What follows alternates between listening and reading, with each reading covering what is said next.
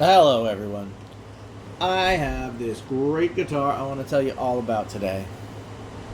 This is a 1972 Harmony Sovereign 6503, I think. And it has had an X-brace conversion. The neck has been reset. The tuners have been reconditioned. The frets have been leveled and dressed and crowned.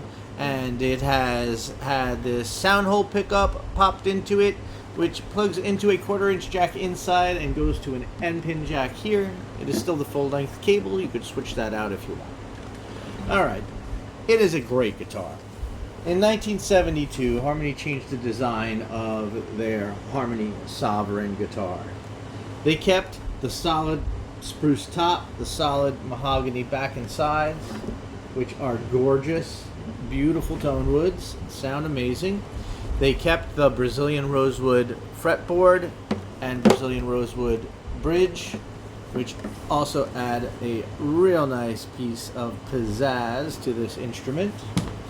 And a few other things they kept. The frets are the same, and the little truss rod cover there is the same, and you know it's really beautiful. But they changed the pickguard. They changed the headstock design and logo. They changed the neck shape. So the profile shape of this neck is not your standard C-shape kind of neck. It's more of a D shape. As it goes down, it gets flatter and flatter down here. So it's thinner from front to back. So if you have smaller hands, it's quite a bit easier to reach and play everywhere that you would like to. Alright, it did keep the same nut width of 1.75 inches, and the string spacing is the same or similar at the saddle. It's a gorgeous guitar. These woods are beautiful. It is really made for tone and playability, and once they're rebuilt like this, they become amazing instruments. So like I mentioned, this one's had its bracing converted to an X shape.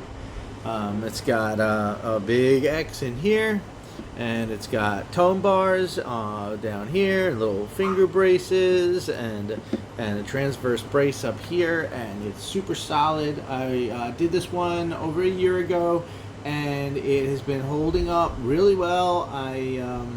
I've been keeping it because I liked playing it so much. The action on this one ended up being a little lower than I had expected, and so it's less than 2 millimeters, but it plays great with the frets the way they are, and it's got such an ease of play with the way the neck is shaped, and it's great. The tuners are original. They hold the tune really well. It has, you know, little metal bushings in there that make them easy to tune and turn. Really fantastic. I added a little strap button here on the treble side of the neck heel in the proper position, and I put this strap on it. I'll include this strap. This is a new but very nice looking strap with a little brass hardware there. That's really a nice strap.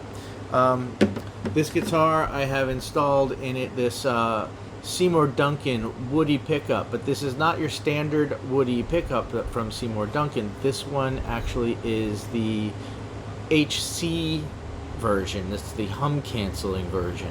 This one is, you know, costs twice as much as the single coil one that is usually marketed to everybody for like 30 bucks or something, or whatever. This one is a lot more expensive. It sounds cleaner.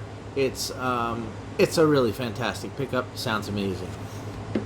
And let's see, did I mention it has the nut saddle, the bone saddle, the bone nut, and you know, everything else is just really sweet.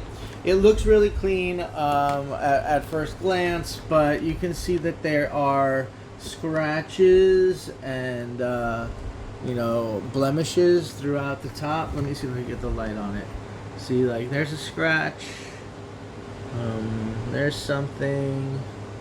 Yes, it's got its share of little scrapes and scratches. But what I did to it was I cleaned it super good. toothbrush and lots of tedium, and then what it gets is fully dried out, and then amber shellac polished into the any of these little scratches to fill any gaps in the finish, and then it got fully polished out with compound on the buffing wheel, and so it looks really fantastic actually. And the fretboard got oiled and everything's great. Truss rod works. You could, if you wanted the action to be higher, to be able to play it with a little bit more attack, which you can play it with pretty. It's not it doesn't doesn't have any issues, but so if you wanted to play it with a little bit more attack than I play. You might want to actually give the truss rod an adjustment to loosen it a little bit, give it a little bit more relief, and then the action would come up a little bit, but it might be better for your playing style. So, but if you're a fingerstyle player, this is where you would want it. Or if you're a light pick player, you'd also want it down here too, I guess. This is lower than I usually set them because. Sometimes you do have issues with them when you set them this low, but this one came out so nice, so I kept it here. And she's a real beauty. The headstock looks great. The tuners look great. They work great. More importantly, and the original back binding went back on. It's not flawless, but it is really nice. And, it has its original tag in there. Yes, the model number is a 6303, and it is 1972, and it is made in America, made in Chicago, and it is all solid wood.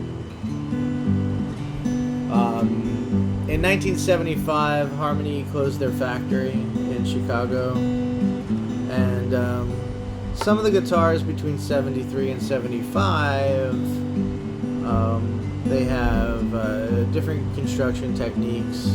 Some are really nice veneers, and some are really strange concoctions of, it's a plywood veneer with faux spruce paint on it or something. This one is all solid woods, all natural finish, and it's